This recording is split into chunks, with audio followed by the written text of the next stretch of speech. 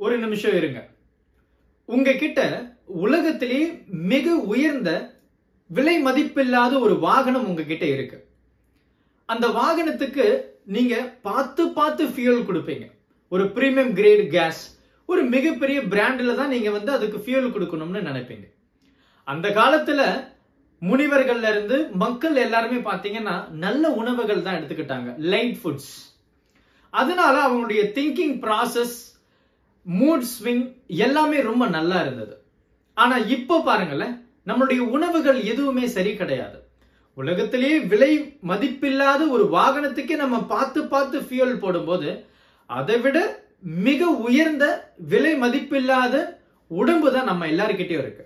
அப்ப நம்மளுடைய உடம்ப நல்லா பார்த்துக்கிட்டாதான் நம்மளுடைய திங்கிங் ப்ராசஸ்ல இருந்து ஒரு நல்ல முடிவுகளையும் நம்மளால எடுக்க முடியும். படிக்கிற விஷயங்கள் ஞாபகம் இருக்கும்.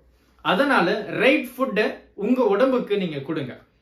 டெய்லி ஒரு நாளைக்கு ஒரு பழங்களாச்சு எடுத்துக்கோங்க. லைட் ஃபுட்ஸ் ரொம்ப முக்கியம். ஃப்ரைட் ஃபுட்ஸை சாப்பிட வேண்டாம்.